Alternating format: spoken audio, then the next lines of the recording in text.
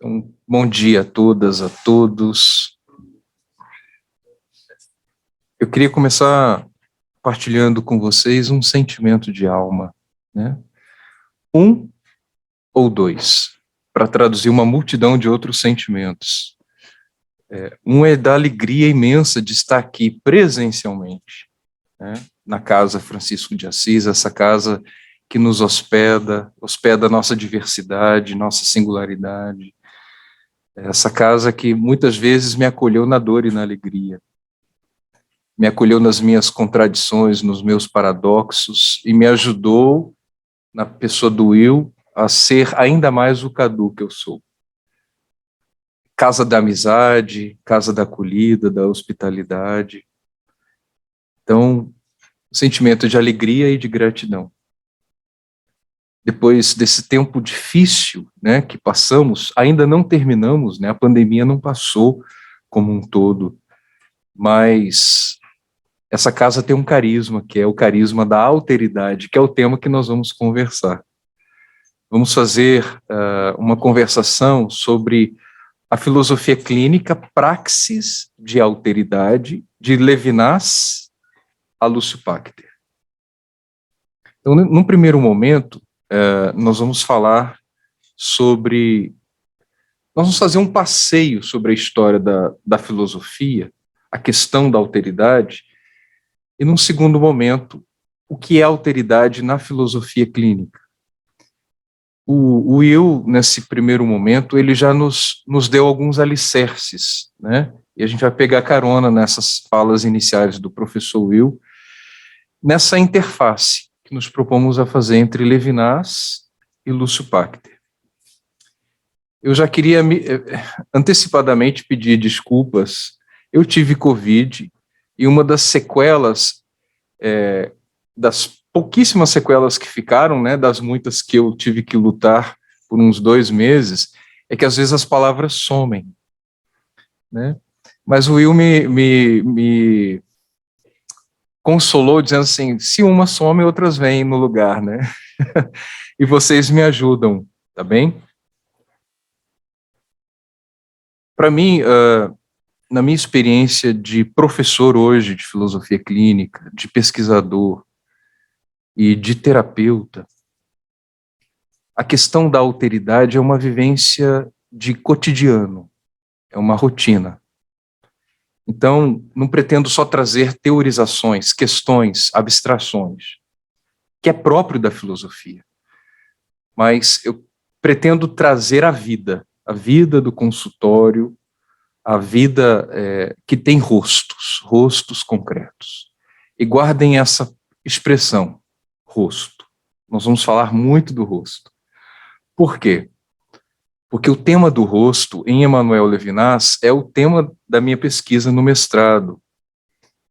E o tema do rosto sintetiza, ele consegue colocar todas as implicações, tanto metafísicas quanto éticas.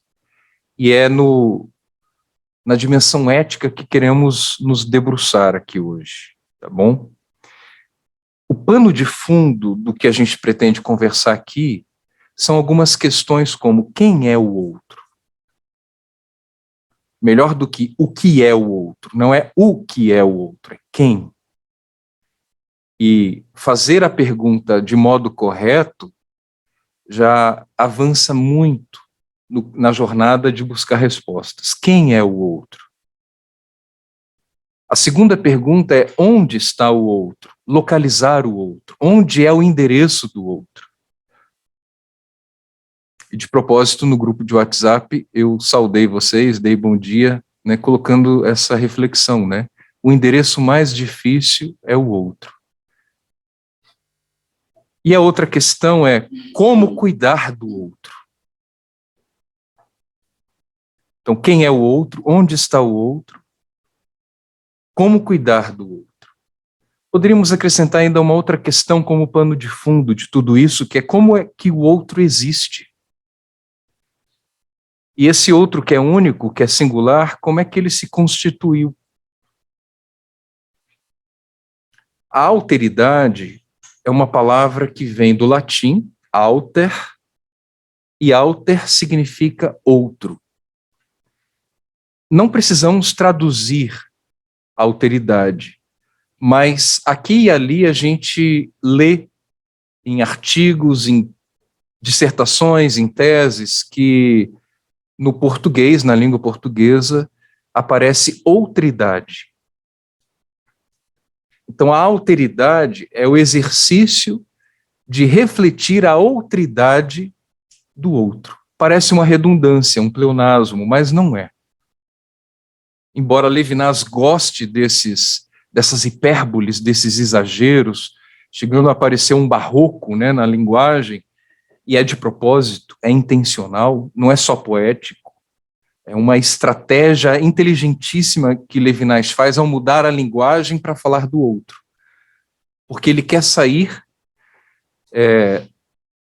do ser, da ontologia, que em filosofia clínica é o estudo do que as coisas são, do que o mundo é. A ontologia é o estudo do ser. Levinas, ele quer propor uma saída desse ser em excesso. E a saída é pela ética. Então, a alteridade é o outro.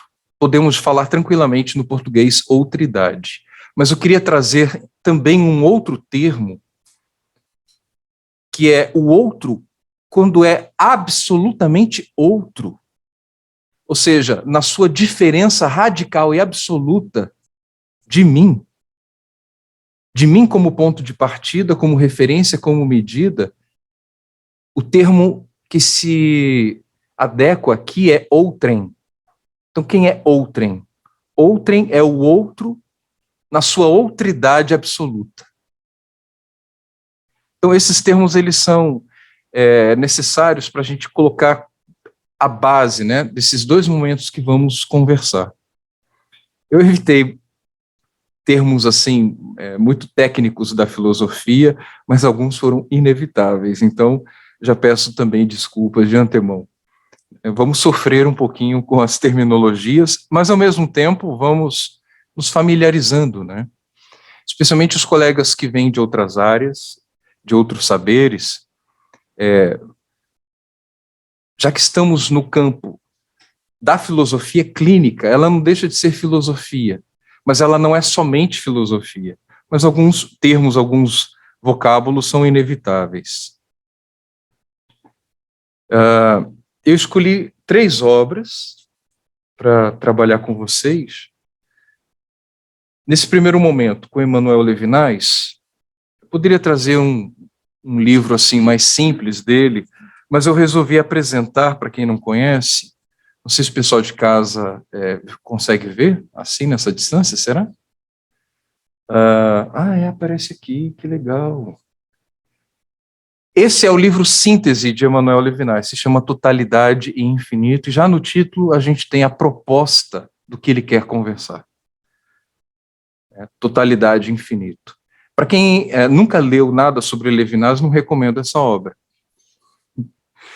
Recomendo Ética e Infinito, que é o que a gente vai trabalhar na turma Perreador, né, Will? A turma Levinas, isso.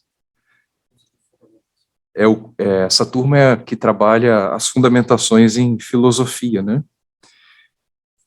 Esse livrinho, do professor Franklin Leopoldo e Silva, sobre o outro, é o mesmo professor que fala naquele vídeo que o Will partilhou no grupo de WhatsApp. O ego e o distanciamento, a partir de Levinas. É um livrinho fino, pequeno, mas de uma imensidão que chega a ser inesgotável o conteúdo que tem aqui. As aparências enganam. E é claro, esse aqui que ninguém conhece, A Escuta e o Silêncio, para nos ajudar a conversar sobre a alteridade na filosofia clínica.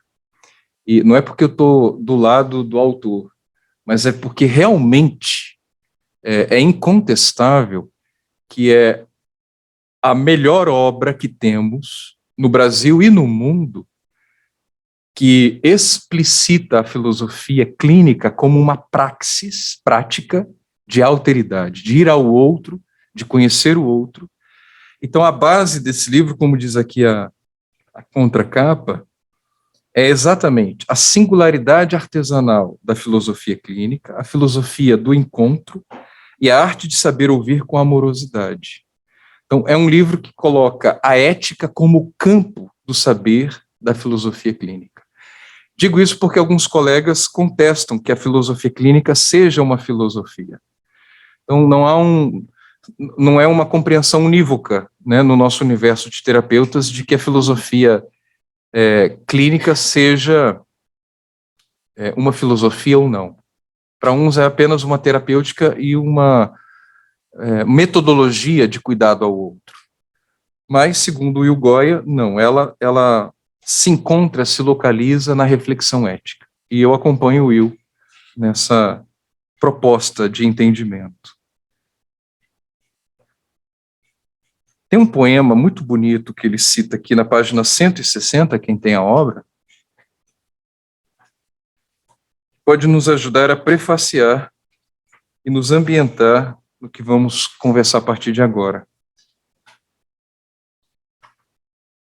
Amar o próximo não é amar o semelhante. É aproximar-se do que nele somos diferentes. E deixar vir o mistério de quem nunca se revela por inteiro. Repetidamente, acolhedor. Amar é estranhar atenciosamente aquele que se ama, como um hóspede sempre recém-chegado ao coração. É perguntar-se em pensamento: quem é você? Eternamente apaixonado pela silenciosa resposta de cada dia. A cada um sou o espelho às costas do que vejo. É outro quem me ensina eu descobrir quem hei de ser. Preciso de alguém para renovar o meu melhor. Em bom português, eu somos. Que bonito, né? Com essa poesia, assim, a gente tem uma outra síntese, um outro jeito de falar algumas coisas que o Will já trouxe nesse primeiro momento da aula de hoje. Então vamos lá. Um passeio pela história do pensamento sobre a alteridade. Por que é difícil pensar o outro? Por que exige tanto de nós pensar a outridade?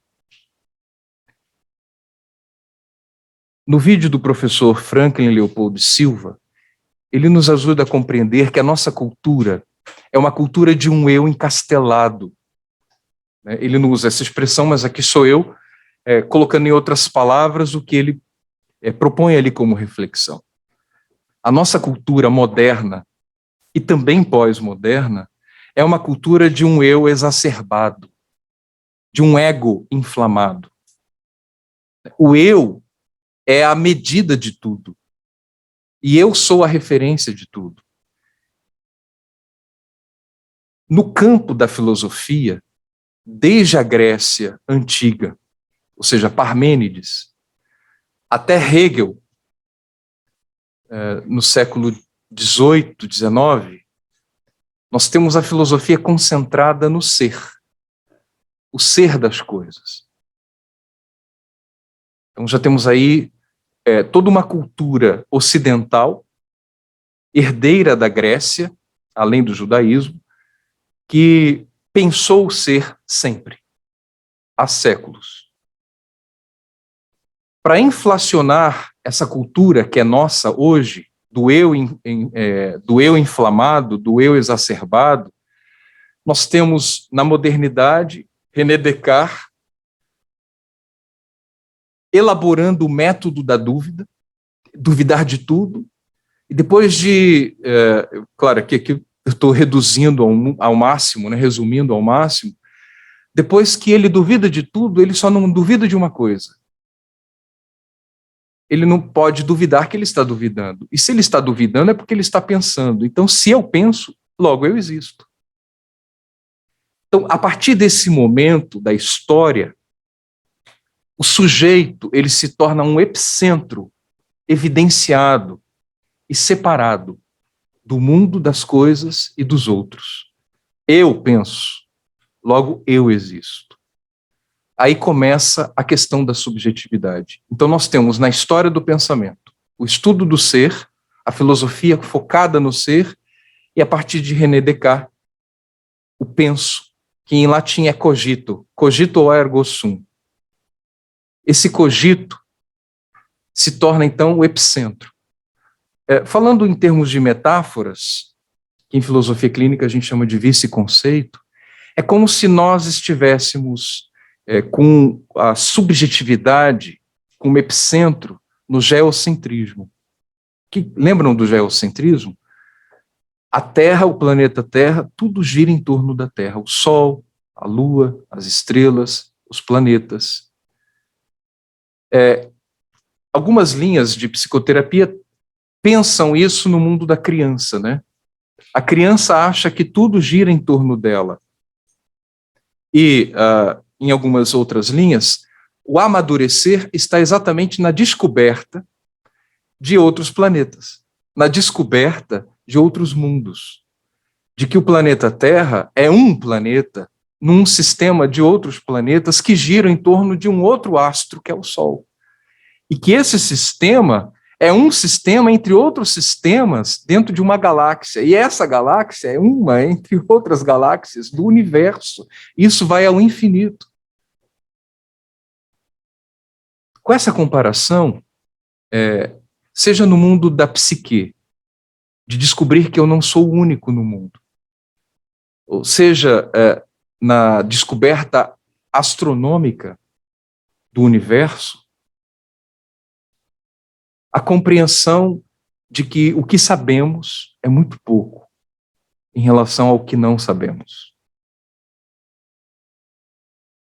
Aqui, então, esse eu como epicentro, essa subjetividade encastelada, empoderada, ela busca o quê? Colonizar o mundo, entender o mundo, dar nome às coisas, dar nome às pessoas, definir, conceituar. Então, esse eu, isolado do mundo, separado dos outros, é um eu que busca colonizar tudo, tematizar tudo. É um eu que busca, então, numa linguagem de Levinas, totalizar tudo, inclusive submeter tudo a si. Ou seja, nesse sentido, conhecer é fazer com que tudo que está no mundo, e os outros também, sejam compreendidos por mim, e eu possa, numa atitude de poder, saber sobre tudo a partir de mim mesmo. E aí que Levinas e outros filósofos da alteridade vão chamar esse eu, que traz tudo a si, como o mesmo. Então todas as coisas se tornam uma espécie de espelho das minhas medidas. Em Sampa, Caetano Veloso ele diz isso de uma forma muito poética, né? Porque Narciso acha feio que não é espelho. O mundo, as histórias, isso eu já sei, isso eu conheço. Então é uma época que tem esse eu exacerbado como um eu poderoso demais, e a visibilidade de tudo isso que a filosofia constata é uma cultura individualista, é uma cultura narcisista, e percebam a linguagem da nossa cultura. Gente, eu não estou falando de coisas de um outro planeta, nós estamos dentro dessa atmosfera do eu exacerbado. Então a linguagem é eu, meu, minha, meu problema, minha casa, minha vida. Termos como auto, né? Autocontrole, autoconhecimento, autonomia, autoatendimento. Isso quando não vem do inglês, né? Self. Tudo hoje é uma self. E self em inglês é de si mesmo. self-service. Então vejam como a nossa cultura, os nossos comportamentos foram assimilados a partir de um eu grande demais, poderoso demais. Quando eu digo que esse eu busca conhecer, e ao conhecer tudo o que há no mundo, né, e conhecer é uma das atitudes, porque nós estamos no mundo para usufruir do mundo. E se tudo é coisa, também o outro é coisa, eu vou usufruir do outro. Vou colonizar o outro. Vou trazer o outro que é negro lá da África e trazer para cá para trabalhar para mim. Vou tentar colonizar o indígena. Vou me casar com uma mulher para ter filhos com ela, para que ela me dê uma geração, herdeiros. Então, esse eu muito ensoberbado, empoderado e epicentro do mundo, é esse eu que gera, nos últimos 500 anos, sobremaneira, mas já falamos que desde a Grécia Antiga há uma tendência, desde Sócrates, e Sócrates começa a ser criticado agora, né, pelos filósofos da alteridade. Mas antes dos filósofos da alteridade, Nietzsche já começava a criticar Sócrates. E quem disse que a verdade vem de dentro de mim? Né? E se a verdade for uma realidade que vem de fora? Não uma maêutica, com que eu venho a parir, né, de dentro para fora. Então são provocações. E vejam, eu estou colocando isso para a gente perceber as dificuldades que temos em refletir o outro. Porque o outro, diante desse eu sobreposto, como óbvio, posto no mundo como uma realidade dada. Mas é claro que é verdade. Se eu estou pensando, é verdade. Né? A minha namorada está me traindo. Eu estou pensando, articulando ideias, então para mim já é uma realidade. Há uma crença de que o que eu penso é verdadeiro. E eu estou falando de cultura. Né? Claro que há exceções, e a filosofia clínica vai trazer as singularidades, mas falando da cultura, da base categorial, nós fomos educados nessa cultura do cresça e apareça. Posto, logo existo. Né?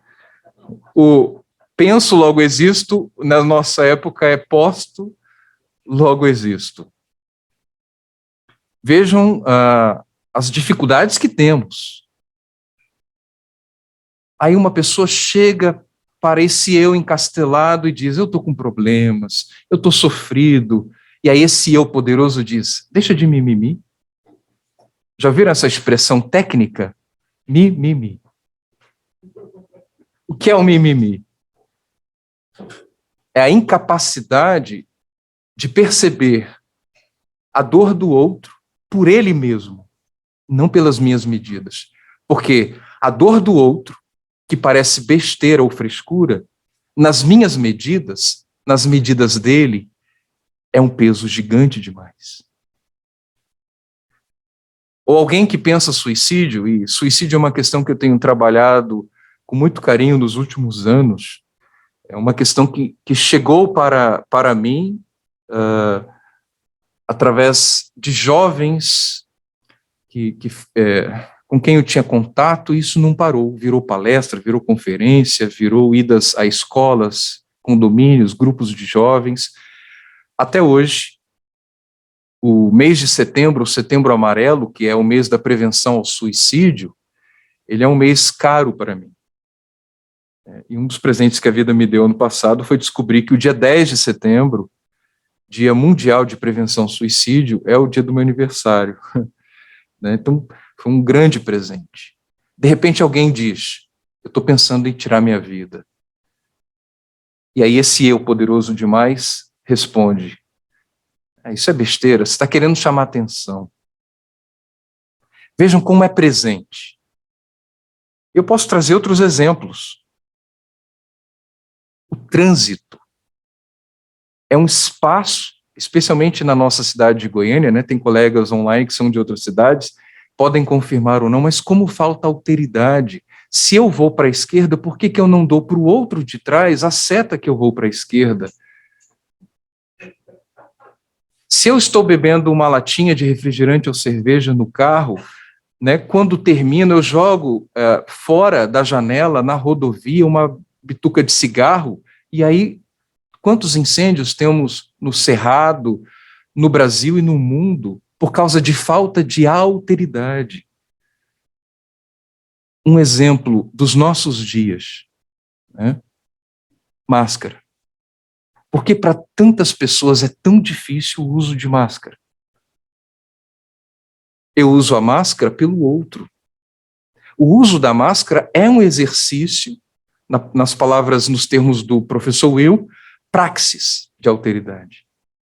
E é um gesto pequeno. Mas numa cultura de um eu encastelado e empoderado, virou postura política.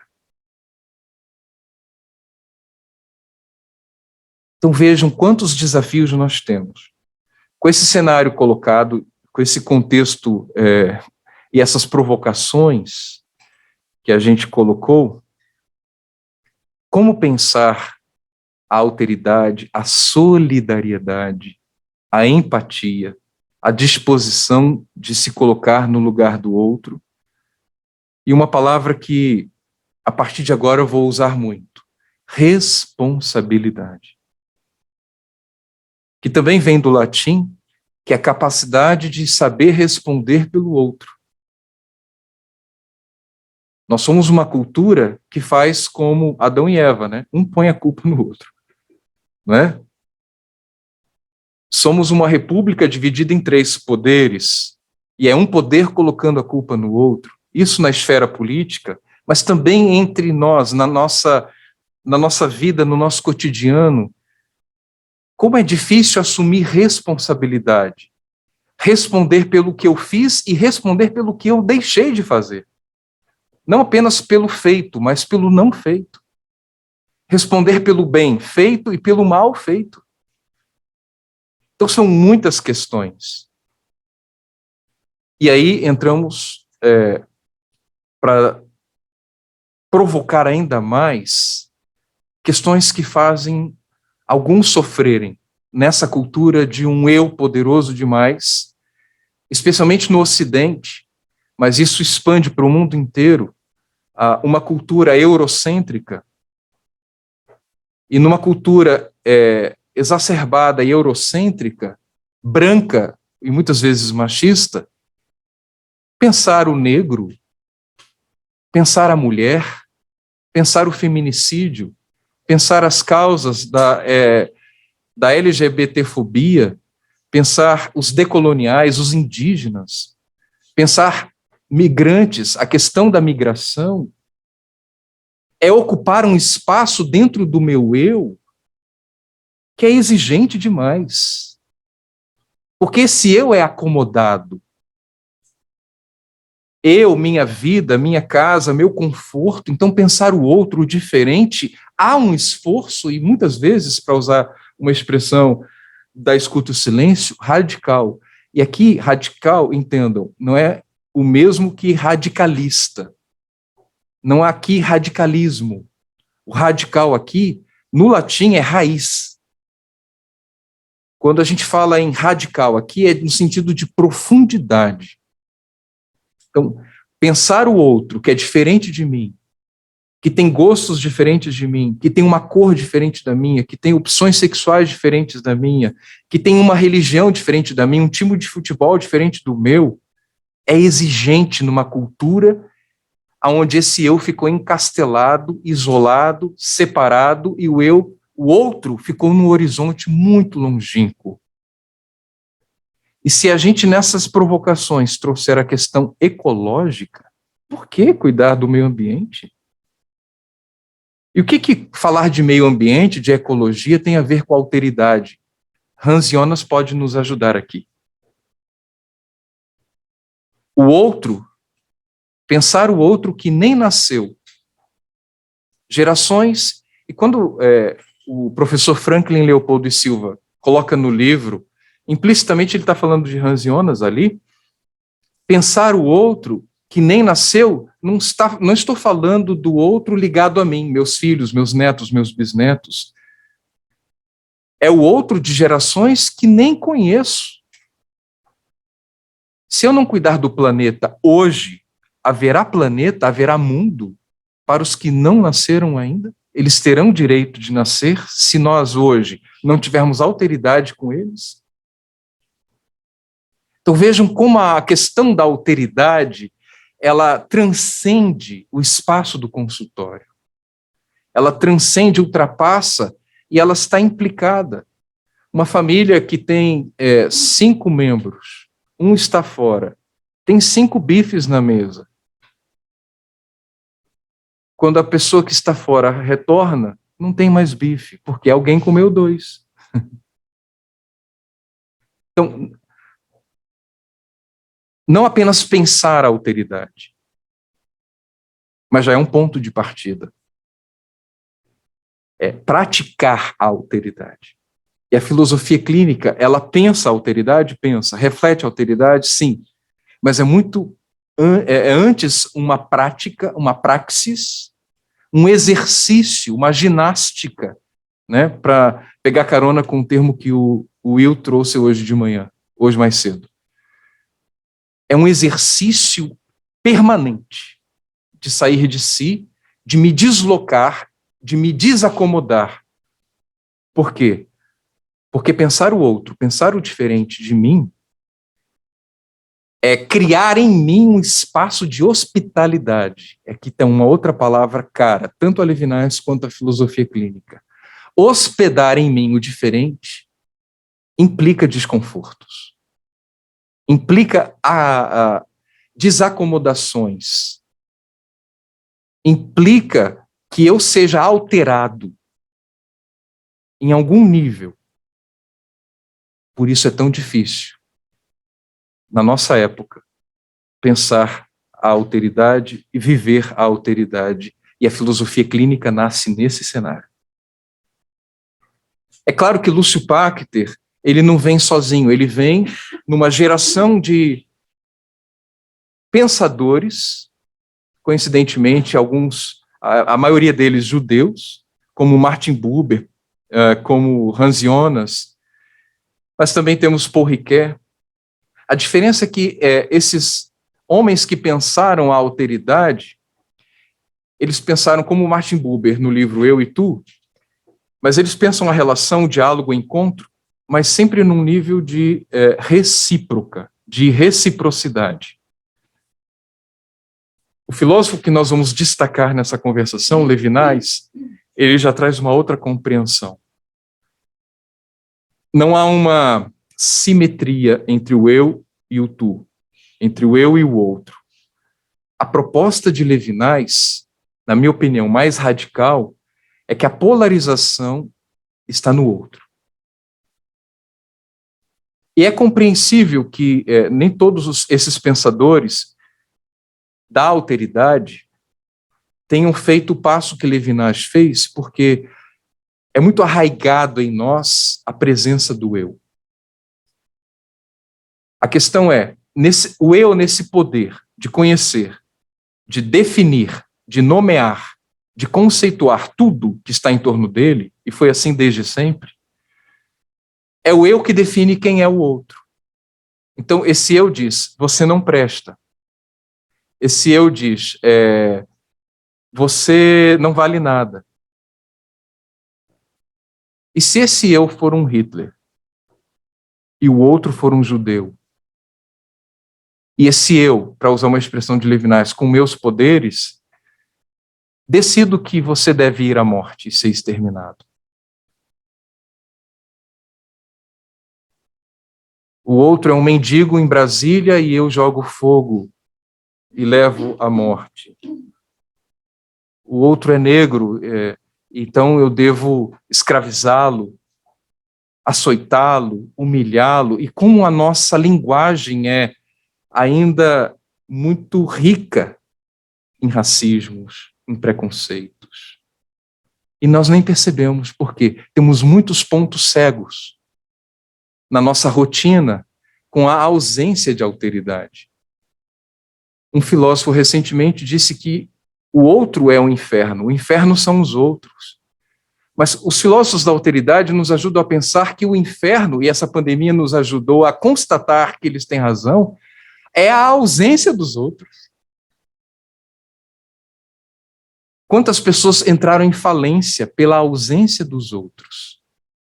Então, esta equivocada percepção do eu, do si, do mesmo, como epicentro do universo, ela precisa de atenção. E aí surge Levinas nesse cenário, surge a filosofia clínica nesse cenário, para nos ajudar a pensar, e se for o oposto? Se ao invés do eu constituir o outro, definir o outro, conceitualizar o outro, tematizar o outro, se é justamente a relação com o outro e diante do outro que eu sou constituído como sujeito. Não o oposto. Não é o sujeito que constitui o outro. Compreenderam a polarização aqui invertida? E se for o outro que me constitui como sujeito e como sujeito ético? Então, a importância de pensarmos a alteridade tem tudo a ver com questões relacionadas à justiça, à paz, a questões de futuro, a questões da ecologia, do cuidado ao planeta, e não é apenas contratos diplomáticos de paz, é muito mais radical, ou seja, muito mais profundo. Aqui se trata exatamente de repensar o que somos como seres humanos. É a relação com o outro, principalmente na sua infinitude, que me constitui como ser humano. Então, é tão profunda essa questão da alteridade que ela diz respeito da nossa identidade. O que Levinas fez foi, portanto, pensar uma saída desse ser e uma saída para além desse sujeito como centralidade da existência e do mundo. A maioria desses pensadores que eu citei aqui, Martin Buber, Paul Ricoeur, Hans Jonas, sofreram com a Segunda Guerra Mundial. Levinas perdeu parentes, perdeu familiares. E ele nasceu em 1905, mas viveu o período da Primeira Guerra Mundial, viveu a Revolução Russa, depois ele foi na França, da Lituânia para a França, ele foi preso, prisioneiro de guerra, e é nesse cenário que, como filósofo, ele começa a refletir caminhos de saída do ser. Então, sem citar as obras que ele vai colocar antes, até chegar em totalidade e infinito, a proposta dele é exatamente pensar o outro numa condição de infinito. Quando eu tento trazer tudo para mim e fazer com que tudo esteja englobado, é a totalidade. Eu totalizo o outro, é uma redução. Assim, para não entrar em termos técnicos, eu vou falar assim com uma metáfora. A mitologia de Procusto. Procusto era um bandido que vivia numa caverna e hospedava as pessoas que por ali passavam. E ele tinha uma cama. O hóspede, a cama tinha a medida dele, é claro, né? Protágoras dizia na Grécia Antiga, o homem é a medida de todas as coisas. Está aqui, Procusto. Se o hóspede era menor do que a cama, ele esticava o hóspede para caber na cama.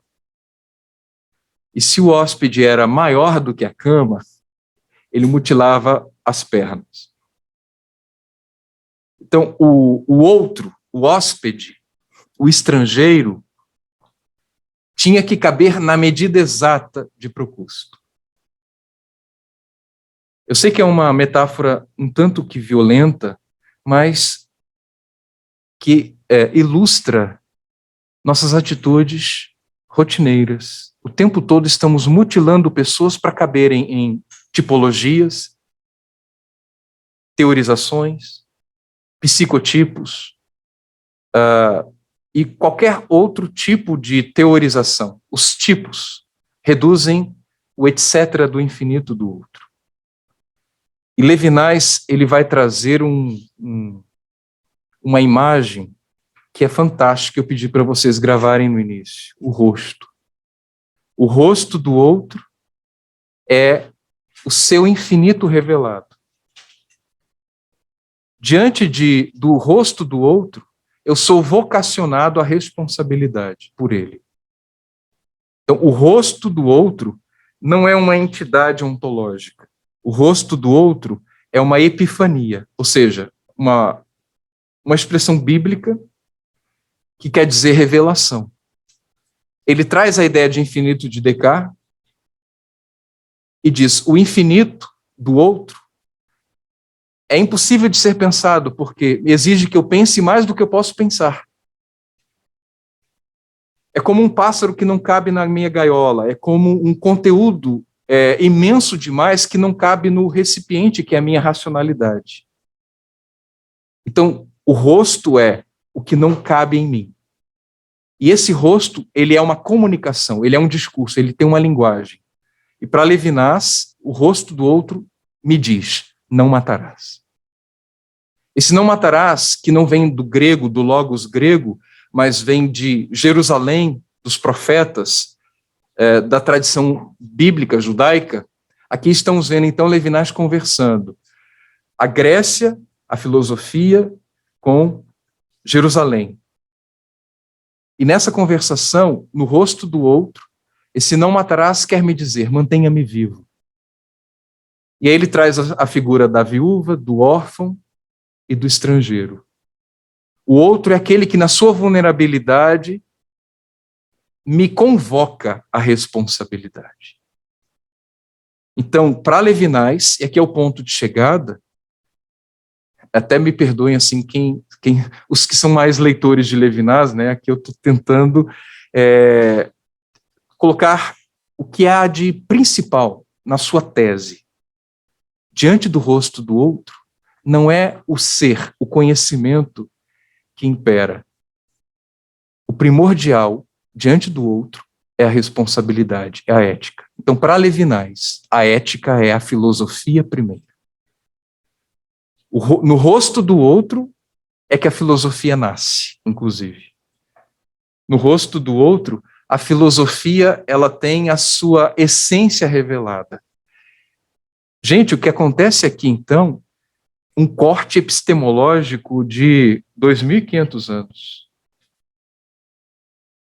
Porque mudou a polarização. Com Emmanuel Levinas, a filosofia ganha uma outra direção, uma outra jornada e uma outra proposta, e que responde aos anseios, aos desafios da nossa época.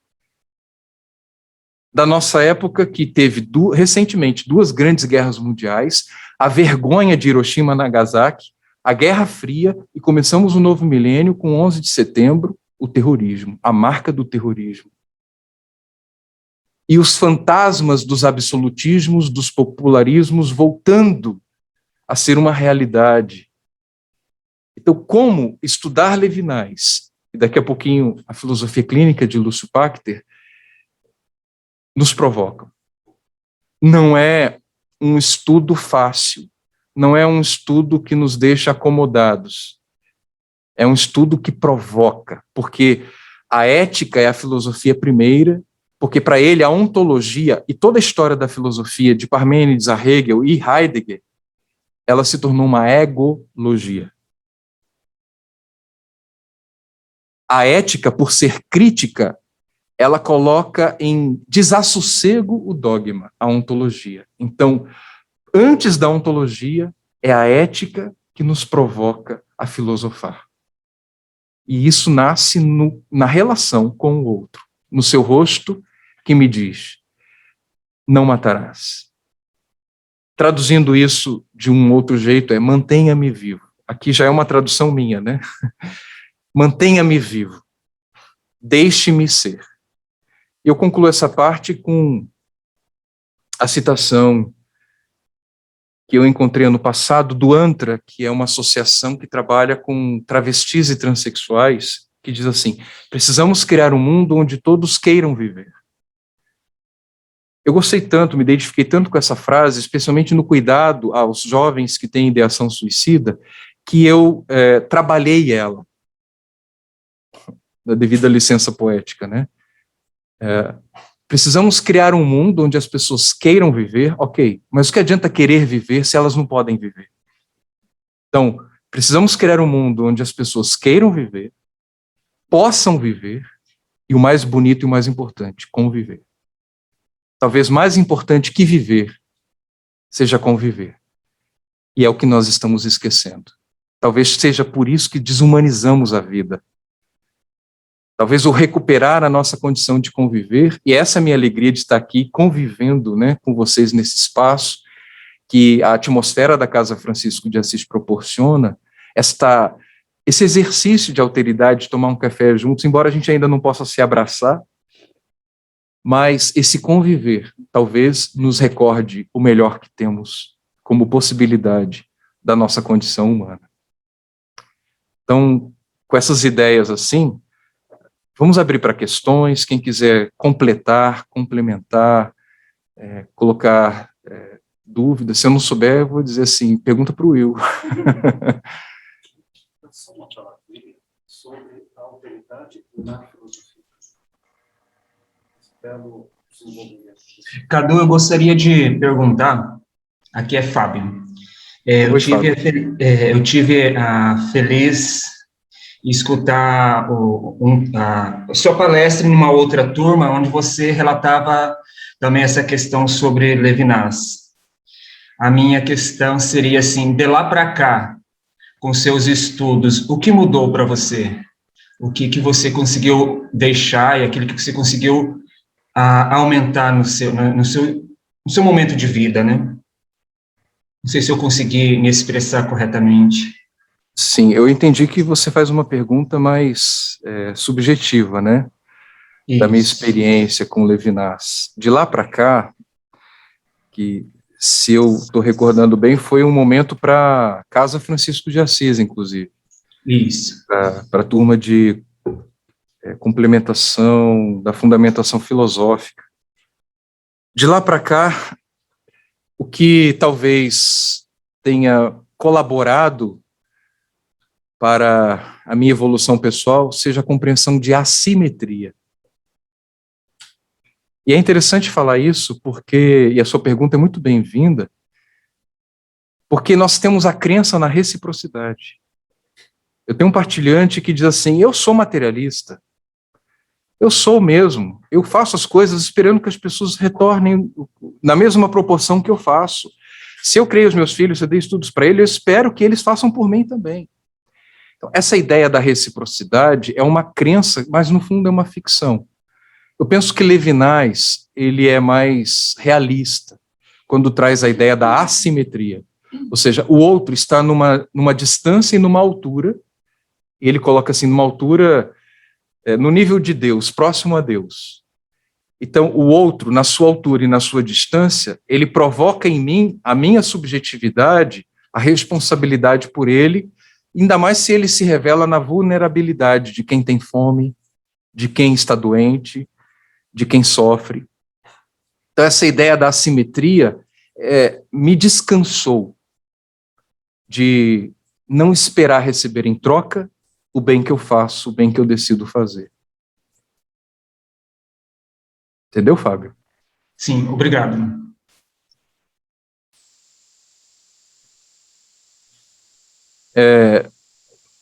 Como se dá a alteridade na filosofia clínica?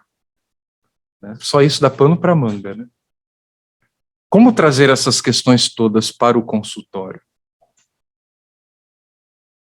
Como, assim, Lúcio Pachter, percebendo esses limites, só que no universo da medicina, ele pensou a alteridade e sistematizou um método para ir ao outro e cuidar do outro do jeito do outro, A filosofia clínica, então, ela é uma praxis de alteridade. E aqui está a grande provocação do Lúcio Pachter, quando ele, percebendo os limites da medicina, ele vislumbrou na filosofia também uma saída. Vejam que todos eles estão procurando uma saída. Buber, Levinas, Paul-Ricoeur, Hans Jonas, Lúcio Pachter também. O outro, no consultório, é um outro radicalmente diferente de mim. E o eixo central da filosofia clínica é o conceito de singularidade. Levinas vai trabalhar também o conceito de singularidade, mas como filósofo. Aqui nós estamos no espaço da clínica, e clínica, do grego, significa inclinar-se ao outro, para servi-lo. Terapia, no grego, é exatamente esse cuidado ao outro. E vejam que depois dessa abordagem toda que a gente colocou, pensar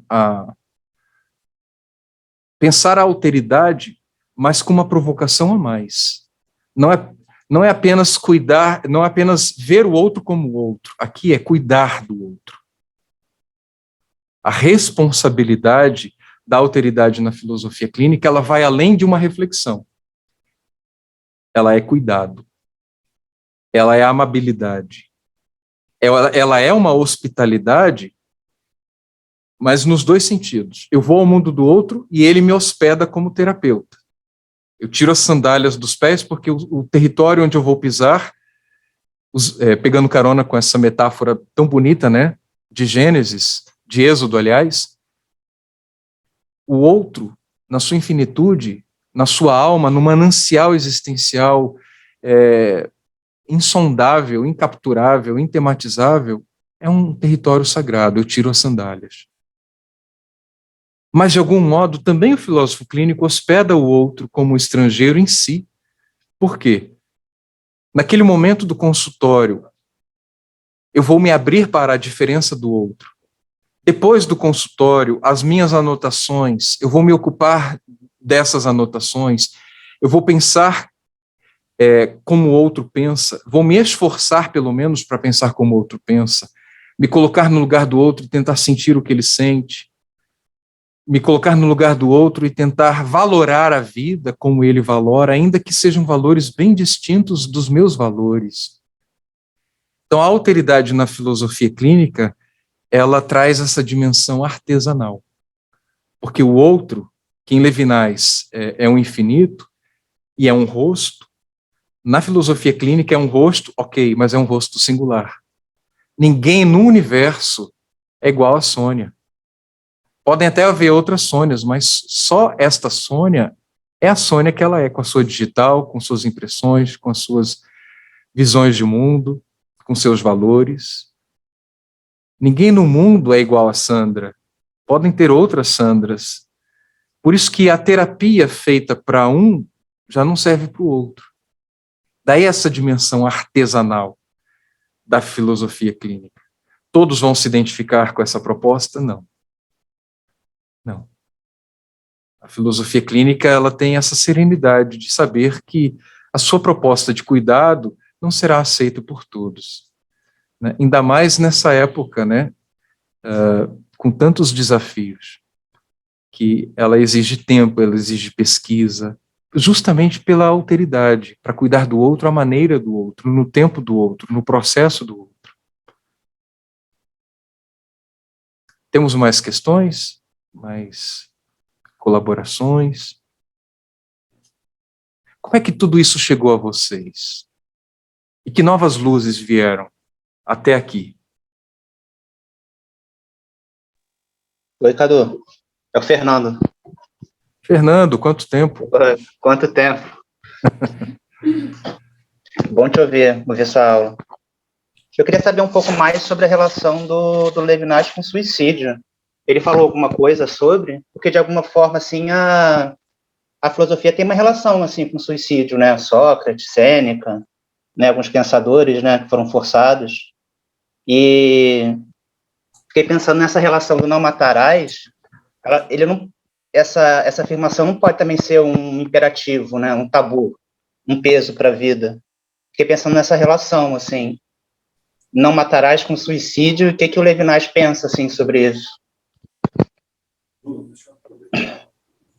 Coloque, por gentileza, para todos fazerem suas perguntas agora, para você recolher-as todas e então dar a sua resposta sem precisar. Não haverá tempo de respostas individuais.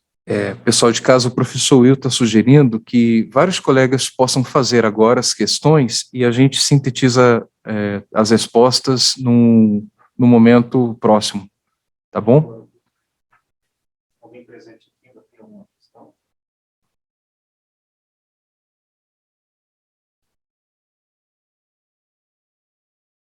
Pessoal de casa, tem alguma questão ainda? Endosso a pergunta dele, mas eu trago também, e sobretudo para Lúcio Pachter, além de Levinas, para responder essa questão. É que eu tinha separado até a panorâmica da filosofia até Levinas, depois falar só de Lúcio Pachter. Entendeu? Então, respondendo à pergunta do Fernando, Levinas, ele até vi isso essa semana, essa questão do suicídio, tem umas 2 ou 3 páginas em Totalidade Infinito que ele se dedica a essa questão. Porque, Fernando, você que é da área da filosofia, Levinas, ele segue Heidegger na compreensão de que o eu habita um mundo concreto, e diante do mundo ele vai usufruir do mundo. Então, o suicídio, ele é um movimento oposto a essa fruição, né? É esse usufruto do mundo. Agora, Levinas vai pensar de um jeito diferente da filosofia clínica, porque para Levinas você não pode fazer uma alteridade consigo mesmo. Em filosofia clínica, nós não podemos chancelar esse pensamento. Há diferenças, viu? Por mais que a gente fale de Levinas, há diferenças com Lúcio Pachter. Eu acho que o que eu vou colocar a partir de agora já responde bastante essas questões que você traz. A questão do suicídio, que é muito cara para mim, para minha experiência como terapeuta, como pesquisador, como ser humano também. Por que alguém desiste de viver? Por que alguém quer levar ao desfecho e acelerar a sua interrupção, a sua finalização na existência? O que leva? Não nos apressemos com a resposta, porque para cada pessoa vai ser uma resposta. Eu sinto um desconforto muito grande quando eu vejo pessoas tentando responder por todos numa única resposta. E aí, de novo, a totalidade que Levinas nos provocou. Lúcio Pachter, quando ele viu os limites em que a medicina, especialmente a medicina psiquiátrica, se encontrava, ele vislumbrou na filosofia esse caminho de possibilidade de cuidar do outro de uma forma altamente personificada. A grande diferença da filosofia clínica para outras propostas é exatamente o conceito que eu antecipei alguns minutos atrás, que é o entendimento da singularidade. O outro, que pede ajuda a mim no consultório, ele é único. Se a gente trouxer Spinoza para nos ajudar a compreender esse único singular, podemos dizer assim, é o irrepetível. Não há uma repetição. Ainda que um casal, né, tenha filhos gêmeos, mesma cultura, mesma educação, mesma proposta religiosa, mesma rotina, mas como explicar que 2 pessoas na mesma casa, no mesmo ambiente, com os mesmos ensinamentos, sejam tão diferentes? Então, a singularidade é o irrepetível. O fenômeno que temos aqui, na singularidade, ele é mais radical do que pensar a subjetividade, que é muito amplo, é muito universal. E aqui estamos muito longe de Hegel, que tentou totalizar todas as coisas. Em filosofia clínica, então, diante do singular que me procura e pede ajuda, a terapia que eu vou desenvolver para esta pessoa, que é irrepetível, só serve para ela. Então, aonde é que está o nosso esforço? Sair do óbvio, né? Por isso que o Will prepara esse momento, né? A suspensão do óbvio. O patos é exatamente esse espanto, esse susto diante do outro que é completamente diferente de mim, ou diferente de mim em muitas questões. Isso, e manter esse óbvio suspendido, porque, como diz o Will com frequência, o óbvio não é padrão. E o óbvio é um ponto cego que pode, por fim, a clínica, por fim, a terapia. Então, na filosofia clínica, manter viva essa atitude do patos, como disse o Will hoje de manhã, é recuperar a dimensão do inédito, a dimensão do original. O outro é um original. Se a gente for para a escuta e o silêncio, na página 22, se vocês puderem me acompanhar.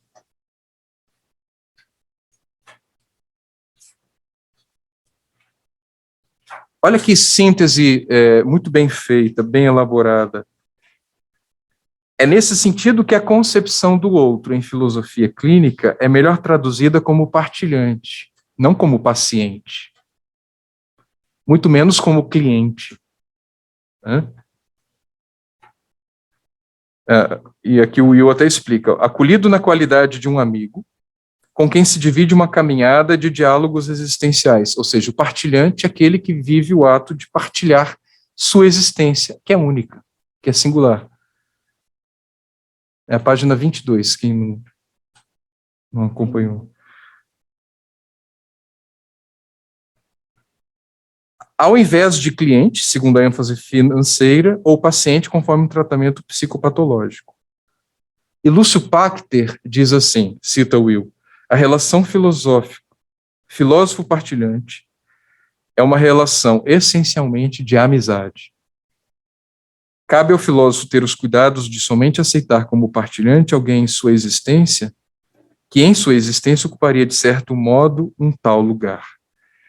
Então, o outro, na filosofia clínica, recebe este nome de partilhante, mas é um nome que, ao invés de reduzir o outro na sua infinitude, é um nome que é acolhida, é hospitalidade, é carinho e é amizade. É fácil? Não. Imagina, por exemplo, se o terapeuta é um terapeuta de direita, ter como partilhante alguém de esquerda, ou o inverso. O terapeuta é alguém de esquerda e o seu partilhante é de direita, ou de extrema direita. O terapeuta participa de associações, de ONGs, contra o aborto, e de repente a partilhante ela fez 1 ou 2 abortos. Ou questões de futebol, questões de religiões, pontos de vista diferentes.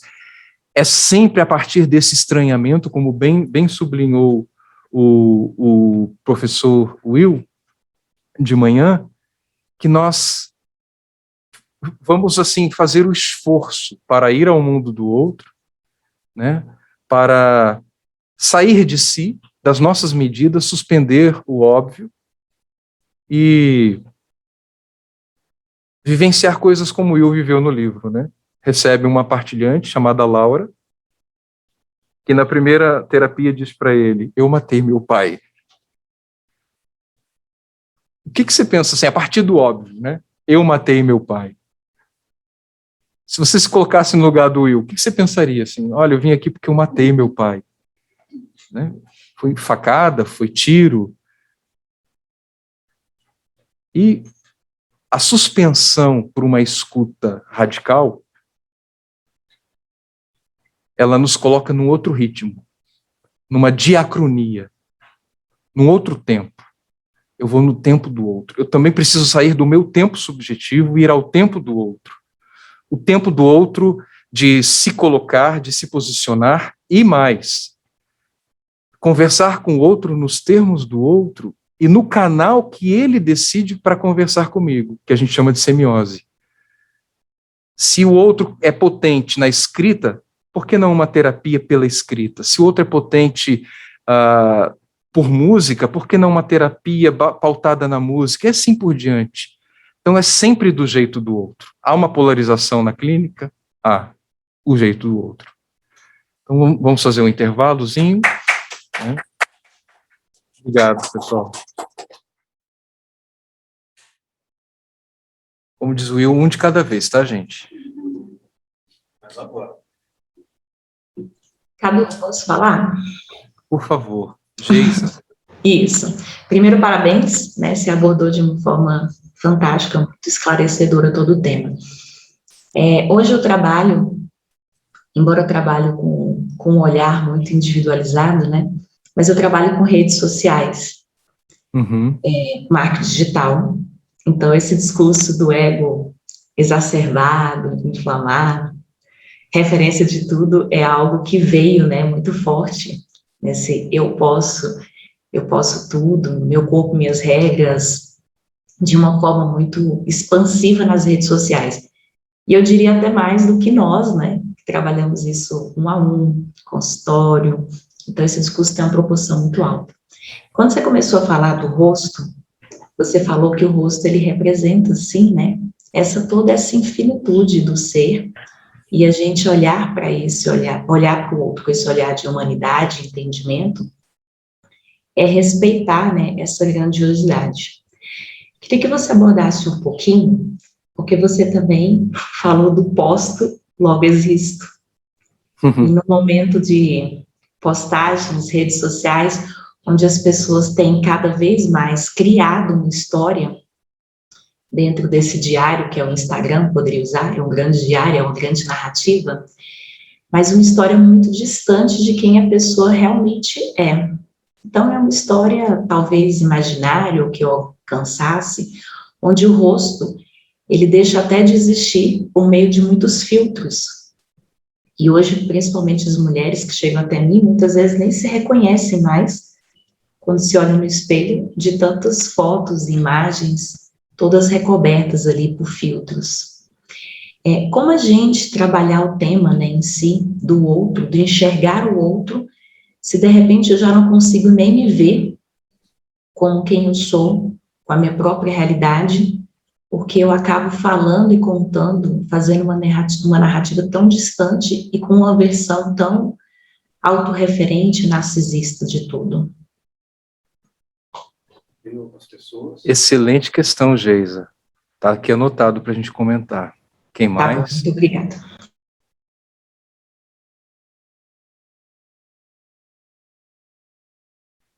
Quer partilhar, Lourdes? Rapidamente.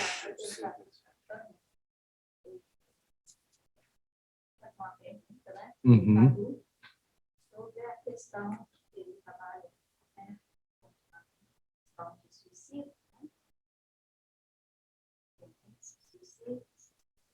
Eu fui perguntar para ele se tem muita relação com o fator do pertencimento.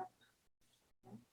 A pessoa já não está mais se sentindo pertencer a algum grupo, pertencer a alguma forma, né? Alguma linha de pensamento e tal. E aí ele perguntou, né, o senhor, ele fala que não era filósofo, não era filosofia, né, com questões que foram íntimos, né, vivência mesmo. E que eu me sinto muito incomodada quando me perguntam, por exemplo, quem é você? Mas por trás dessa pergunta, estou perguntando, você é de direita, você é esquerda, você é filósofo, você é democrata, você é... Isso incomoda porque isso não é a pessoa. Né? Ela está no lugar. Né? E aí foi a questão que eu fui explicar para se essa questão do pertencimento é uma tônica um pouco geral da questão do suicida. Eu não sei se o pessoal de casa consegue ver, ouvir. Será que eles ouvem? Não, o áudio não dá para ouvir, não. O áudio dela falando a gente não consegue entender. Ah, ok. Por isso, olhe todas as comentários. É só uma observação. Geisa, deixa eu aproveitar. Eu enviei no grupo de WhatsApp da turma, desta turma Orquídea, eventualmente nós já tivemos uma fala que tem alguma síntese das suas inquietações. Chama-se A Ética da Filosofia Clínica e o Papel Existencial do Filósofo Clínico nas Redes Sociais. Foi uma palestra, uma conversação no WhatsApp, no dia 6 de outubro de 2018. É só mais um acréscimo para as considerações, ok? Alguém mais gostaria de colocar uma questão ou uma provocação? Uma contribuição?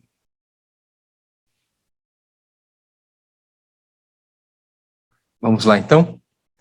A Geisa traz a questão do olhar individualizado no mundo que nem sempre tem esse olhar individualizado, ainda mais nas redes sociais. Podemos aqui comparar com o que Levinas traz sobre a totalidade, padrões, e padrões que excluem. Se a gente pensar em estética, beleza, ou outros estilos de vida, especialmente dentro de um contexto liberal, neoliberal, capitalista, competitivo, infelizmente, precisamos constatar que somos uma sociedade excludente. E isso já liga com a questão que a Lourdes traz sobre pertencimento. Quem está nos acompanhando de casa, talvez não tenha escutado, ela pergunta sobre a ideação suicida e a questão do pertencimento, né? Então, tentando ligar as duas questões num comentário breve, o que Levinas diria sobre as redes sociais? Ele que não vivenciou como nós vivenciamos, né, as redes sociais. Como ver, por exemplo, vocês que estão de casa nos acompanhando, né? Aqui eu vislumbro a Geisa, a foto do Fernando, mas o que aparece para mim na tela são os rostos, a imagem dos rostos. Então, isso é uma questão filosófica interessante. Porém, com a filosofia clínica, sim, nós podemos compreender que por esse dado de semiose, o outro está se comunicando. E por esse dado de semiose, eu também posso ir ao outro. Eu posso ter aqui um encontro. Aqui nós estamos entrando no que alguns chamam de hipertexto. O Google, Facebook, Instagram, nós já não estamos mais naquela contextualização medieval do diálogo, da presença, do texto escrito. Há várias semioses, há vários canais de comunicação sendo colocados, a imagem, a fala, a música, o vídeo, e tudo simultaneamente. Então, é possível conversar com o outro, com esses filtros todos, com esses canais todos, essas semioses todos? Sim, é possível. E é uma tendência de época, e a filosofia clínica de Lúcio Pachter está antenada a isso. Inclusive, quem acompanha os trabalhos do Lúcio percebe que ele faz um esforço nas semanas de estudo, né, Sandra? Ele leva um vídeo, um filme, ele trabalha vídeos curtos, curta-metragens, longa-metragens, 3 ou 4 autores às vezes, e às vezes tem um pensador de direita, um pensador de esquerda. O Lúcio é um fenômeno nessa fluência, né, nesse trânsito que ele foi desenvolvendo para abranger o máximo de pessoas possíveis. Não tenhamos pressa, no entanto, com o posto logo existo, em, por exemplo, querer que a pessoa venha para o real, se às vezes aquilo que ela posta é o real para ela. Então, a gente está falando da internet, mas isso serve para a maconha, para o crack, para a pornografia, para qualquer tipo de vício ou alienação. E se isso for exatamente o fio que sustenta a pessoa na existência? Como que nós vamos, sem saber, sem pesquisa, sem cuidado, retirá-la de sua alienação? Então, mesmo esta pergunta, essas provocações, nós não temos uma resposta rápida, apressada e única, né, para colocar. São os desafios que nós temos. E é uma tendência. Acho que, como filósofos clínicos, nós é que temos que aprender os novos idiomas da vida. E quando eu digo idiomas, não é inglês, espanhol, francês. São os novos dados de semiose das pessoas, inclusive ouvir silêncios, inclusive aprender a escutar olhares, inclusive um bocado de coisa, né, que a cada dia se renova, e estamos diante de uma velocidade. Hoje a gente fala de Instagram, pode ser que daqui a alguns anos as pessoas tenham acesso a essa aula e fiquem se perguntando, o que é Instagram? Eu não sei o que é Instagram. Né? Como alguns hoje em dia não sabem o que é MSN, e era tão em voga, né, há tão pouco tempo. O que é Orkut? Já passou. Já passou. Então, é uma velocidade muito grande. Né? Daqui a pouco a gente está falando aqui de stories, mas se a gente deixa aqui registrado, pode ser que daqui a alguns anos, quem assistir essa aula, esse documentário, né, esse registro, não saiba mais o que é story, porque passou, foi rápido. Então, o nosso desafio é o tempo todo estarmos nos adaptando ao outro também nessa questão das linguagens. A provocação da Lourdes sobre o pertencimento é muito interessante, porque não dá para universalizar. Porém, se eu colocar aqui para vocês que nos meus atendimentos de pessoas com ideação suicida, não todos, mas boa parte dessas pessoas, sim, tinham uma questão com a situação de pertencimento. Porém, mantendo o patos filosófico, eu preciso saber o que ela entende por pertencimento, que pode ser diferente de mim. Eu posso estar respondendo a questão dela, olha que interessante, achando que eu estou entendendo o que ela entende por pertencimento. E se for diferente, a gente está usando o mesmo termo, pertencimento, com significados diferentes. Como um partilhante me disse há 2 semanas atrás, ele começou a terapia perguntando, você é feliz? Eu disse, eu não sei te responder, porque eu preciso saber o que para você é felicidade. Porque às vezes eu posso estar usando o mesmo termo com significações diferentes. E aí a gente acha que está conversando e, na verdade, não está, embora estejamos usando os mesmos termos. Vamos avançar, então? Filosofia clínica, que alguns chamam hoje em dia, muitos chamam hoje em dia de terapia pacteriana. Né? É um carinho a Lúcio Pacter e é uma forma de distinguir a filosofia clínica elaborada, sistematizada por Lúcio Pacter, de outras propostas que também têm o nome de filosofia clínica.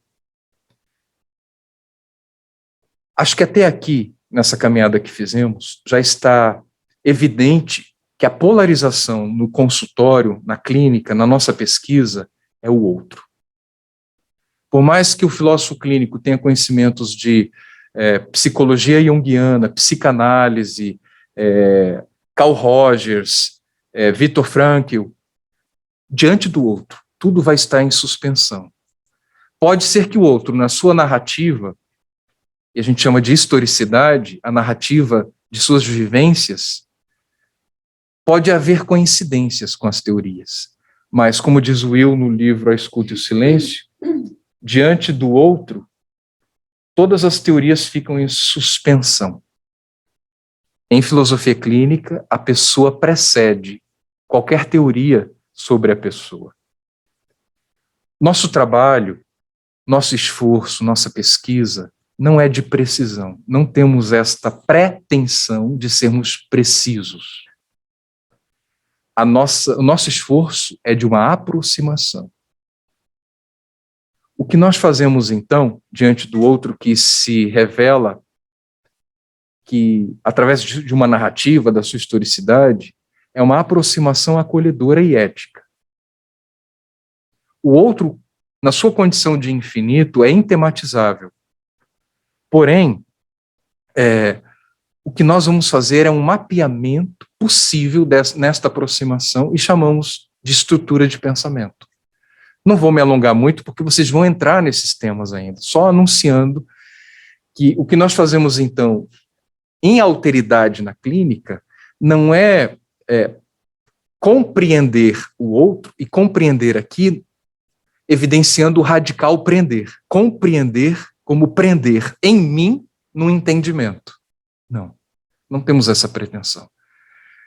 O que vamos conhecer é como um mapa. O mapa não é o local, a região, o território. É apenas um mapa. Então, a estrutura de pensamento que vocês vão estudar nas aulas vindouras é um mapeamento do outro. São direções.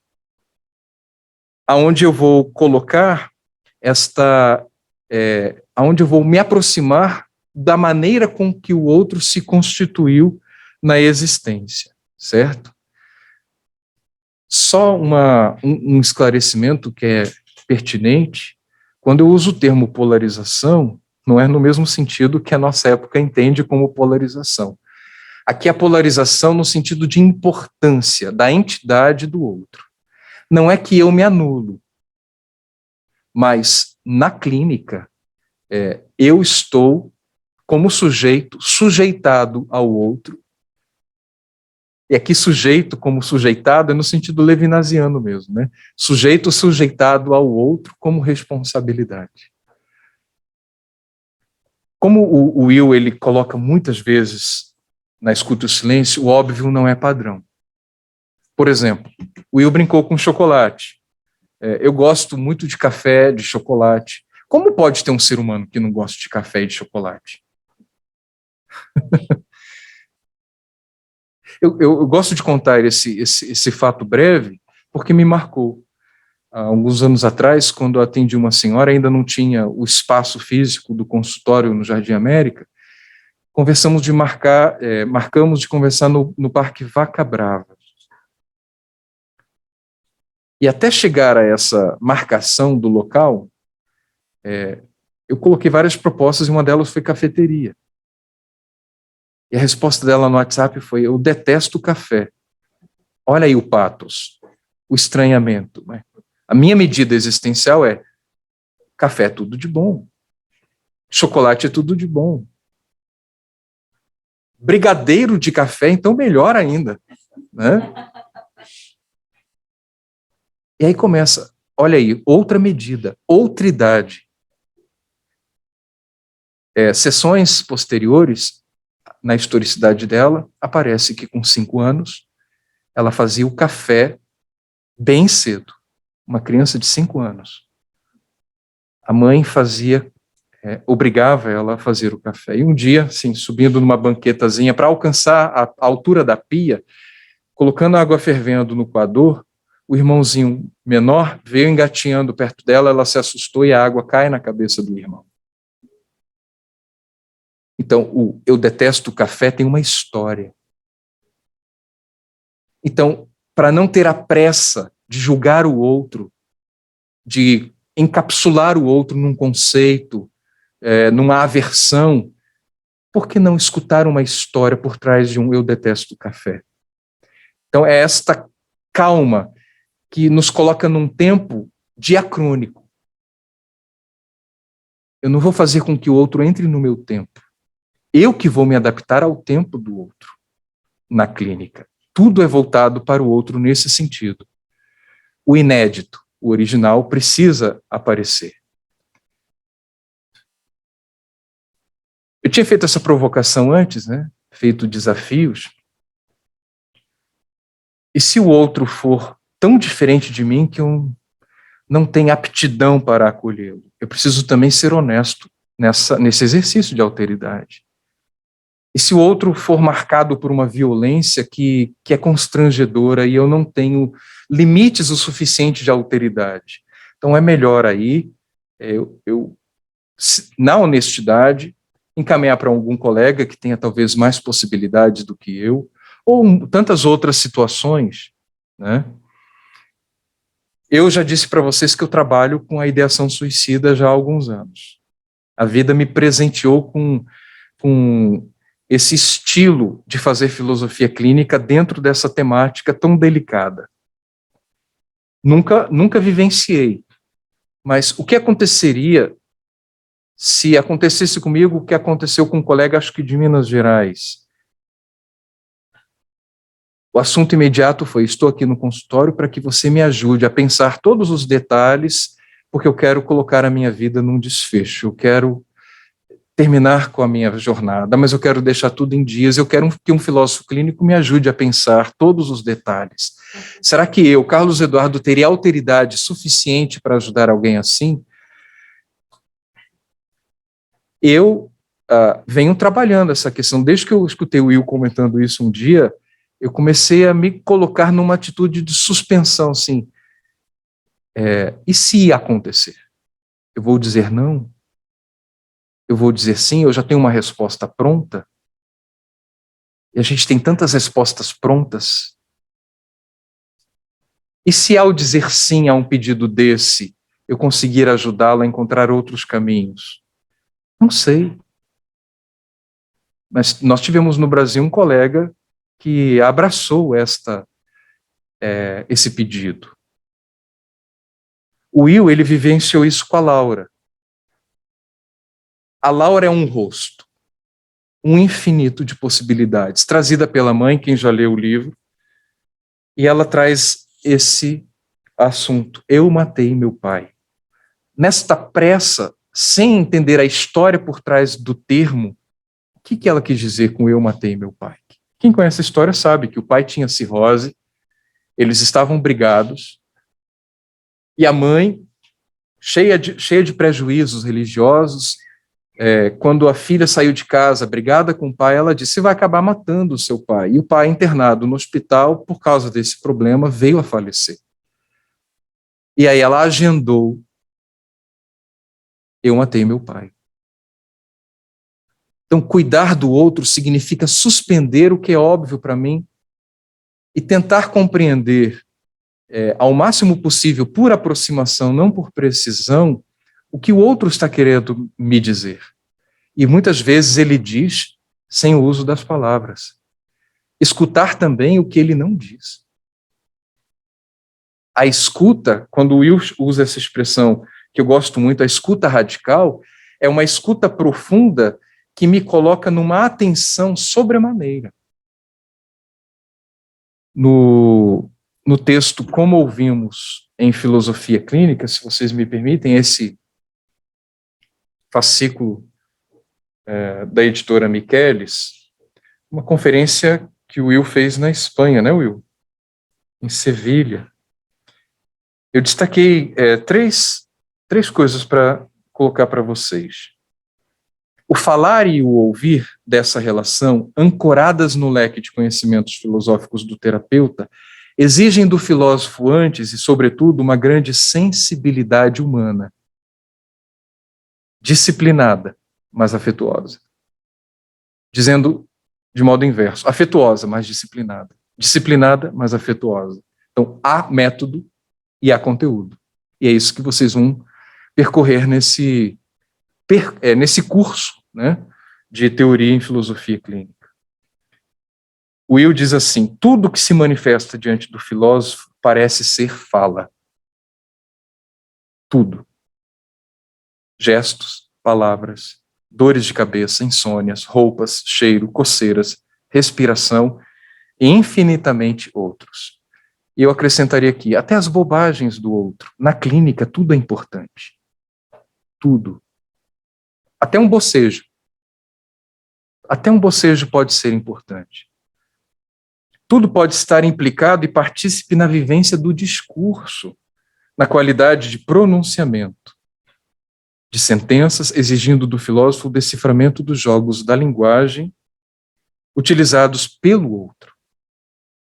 E aqui está o nosso desafio. Mesmo o silêncio pode ser interpretado a partir da sintaxe de articulações exercidas pelo partilhante em sua gramática subjetiva. A gramática, então, em questão é a gramática do outro.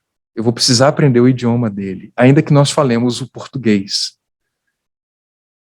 Mas há um jogo de linguagens que ele vivencia, que ele utiliza, e que muitas vezes é do meu desconhecimento. Eu vou precisar aprender.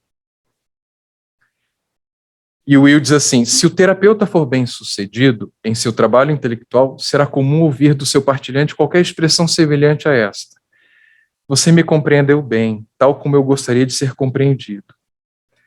Compreender não significa concordar. Isso é muito importante. Porém, isso aqui é bonito? É, mas pode trazer equivocidades. Eu posso achar que compreendi, ou o outro achar que eu o compreendi, né? E, na verdade, houveram muitos ruídos e caímos em equívocos. Se errar é inevitável, o filósofo clínico, favorecido pela memória de seus erros e pela genuína vontade de servir, acumula sobre si a competência da humildade.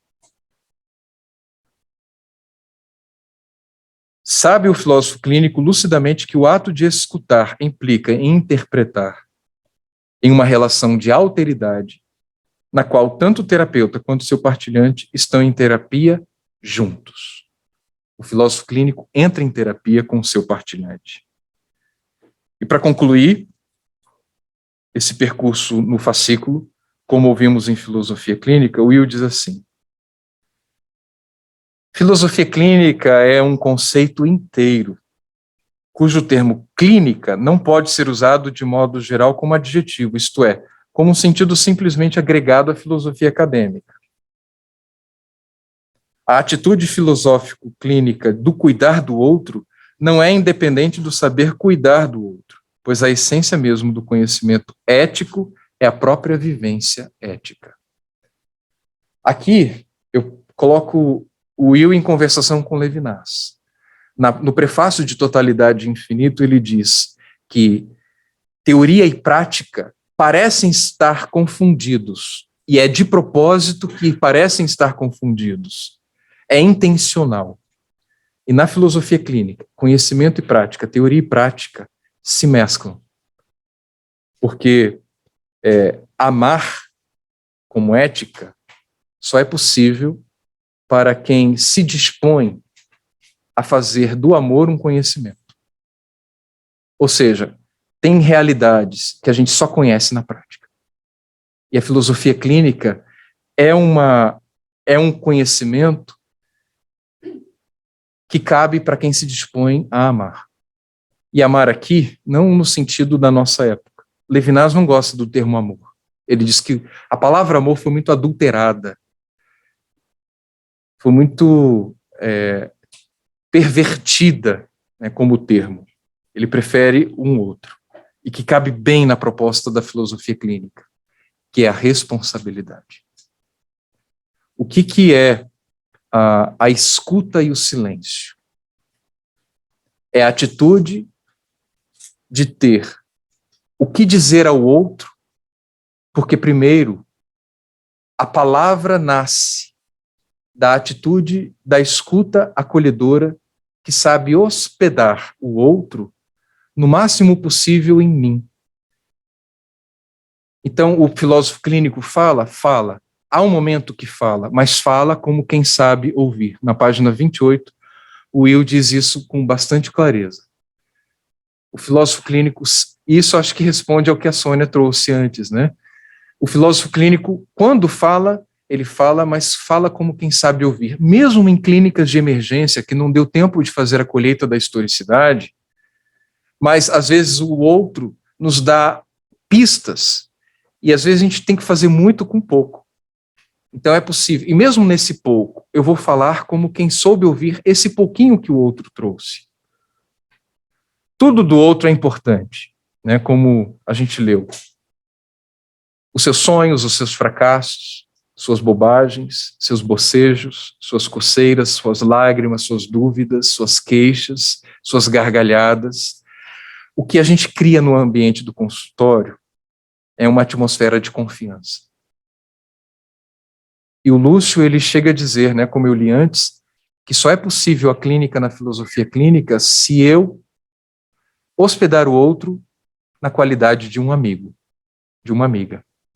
Ou seja, o Lúcio faz, diferente de outras propostas terapêuticas, ele faz da amizade a condição de que a terapia em filosofia clínica seja possível. Sem isso, é outra coisa, não é filosofia clínica. O Will diz, palavras que escutam, acolhida na alteridade. Diferente de palavras que amordaçam, que silenciam o outro, como Procusto fez no mito que eu contei para vocês antes. eu faço com que o outro tente caber nas minhas teorias, nas minhas medidas de mundo, nas minhas experiências, nas minhas vivências. E é bem diferente. Já viram a charge de uma girafa dentro da água? Né? E acho que um macaquinho lá em cima dizendo assim, é fundo. Ela diz, bate no meu pescoço. Ou é a medida dela.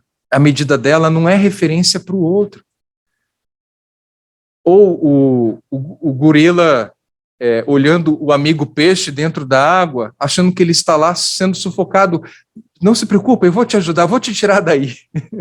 Então, às vezes, a boa intenção de ajudar é o que vai destruir o outro. Então, em filosofia clínica, eu não sei, eu vou saber. E se aquilo que eu acho que está destruindo o outro é o que o mantém vivo? Sua alienação, aquilo que para mim seja imoralmente inaceitável, como saber sem antes escutar, sem antes pesquisar? E aí vem o caminho da historicidade, né? O caminho da base categorial, de que mundo ele vem.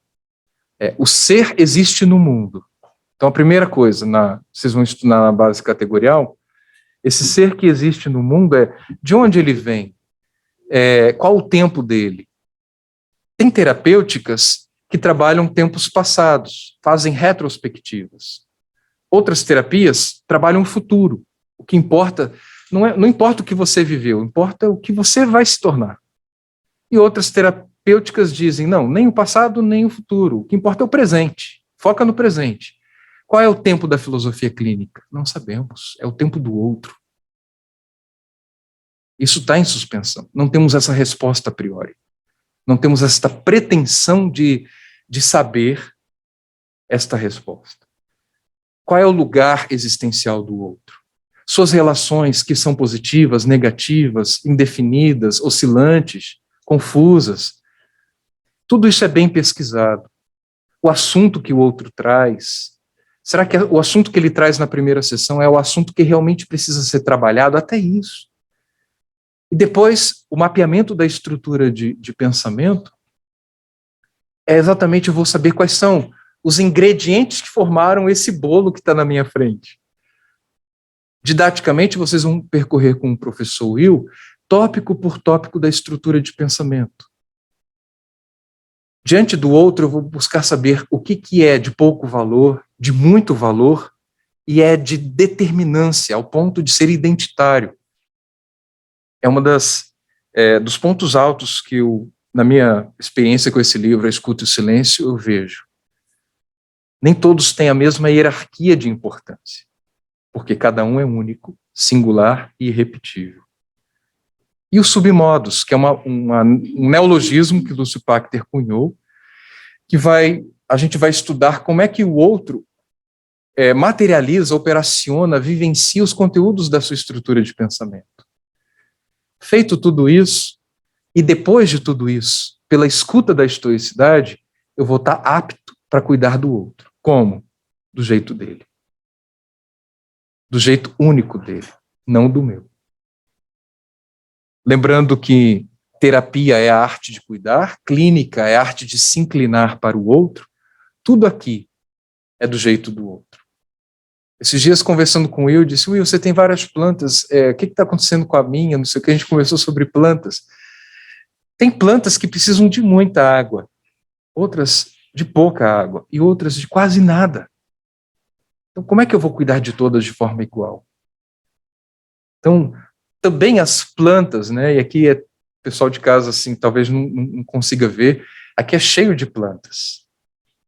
Mas também, assim como as plantas precisam de um cuidado especial, porque cada uma delas exige uma atenção, uma personificação do cuidado, mais ainda o outro no consultório.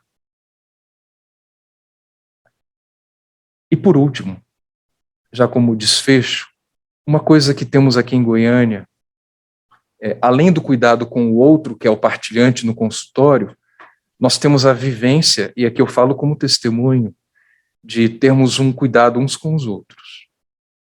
Nós temos um grupo de filósofos clínicos chamado Grupo Quimera. Nos reunimos de 15 em 15 dias e partilhamos muitas questões, desafios, mas é uma maneira também de, entre nós, filósofos clínicos, entre nós, cuidadores de pessoas, termos também essa atenção de cuidado de uns para os outros. Em filosofia clínica, então, gente, o que vem em primeiro lugar não é a teoria, não é o conhecimento, é o amor como ética. O que isso quer dizer? Que o outro tem precedência, que o outro precede qualquer teorização. Em última palavra, com essa palavra eu concluo assim a minha exposição, a palavra responsabilidade. Muita gente estuda filosofia clínica por questões pessoais, existenciais, e ótimo, tudo bem. Mas a ida ao consultório, assumir esta responsabilidade, pode não ser um caminho, é bom ser honesto com isso. Se você é bom com culinária, se você é bom com tecnologia de informação, em dirigir carro, em praticar esportes radicais, mas para ir ao consultório, não basta estudar bem e saber muita coisa. É preciso ter uma erudição no mundo do outro. Então, diante do outro, eu tenho que recomeçar o tempo todo. A gente parte como Sócrates de um eu não sei, mas vou saber e vou falar, como quem escuta. Vou cuidar, não do meu jeito, do jeito da pessoa, no tempo da pessoa, no processo da pessoa. É esse o desafio que temos na filosofia clínica, um desafio nobre, belo, e, na minha opinião, que responde aos anseios, aos obstáculos da nossa época. Uma época que tem bastante pretensões de totalizações em muitos aspectos. A terapia pautada na singularidade pode contribuir muito com essa sociedade. E esse jeito de fazer alteridade, na minha opinião, transcende o consultório. Pode contribuir com a educação, pode contribuir com o comércio, com as empresas, pode contribuir muito com o mundo da diplomacia. Em vários aspectos, o que Lúcio Pachter traz pode nos ajudar a construir um mundo mais fraterno. Muito obrigado. Eu acho que, num etc. de possibilidades, né, o Will trabalha essa palavra etc. É isso e etc. Ou seja, e muitas coisas mais. Eu acho que eu me dou por satisfeito. Eu acho que é suficiente para a gente pensar, refletir, questionar, né, etc.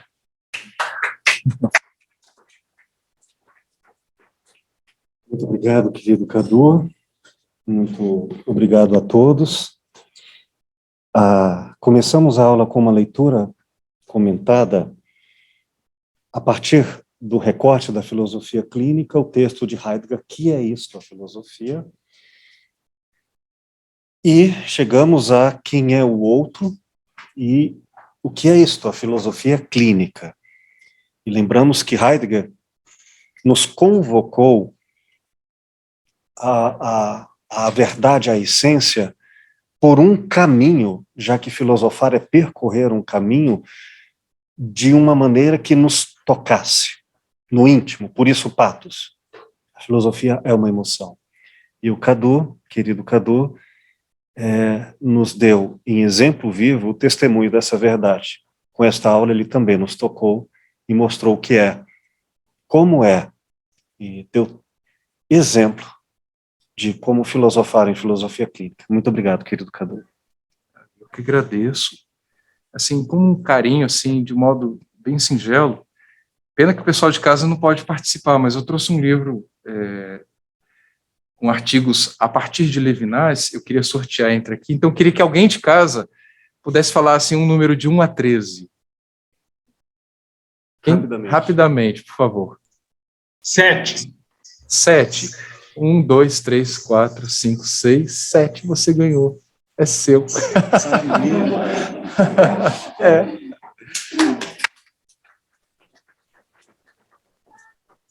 Vem até aqui, ó. Ao contrário, vem aqui só para filmar e registrar. Para registrar, pessoal, a entrega Gratidão. Amor e Justiça em Levinais. Obrigada.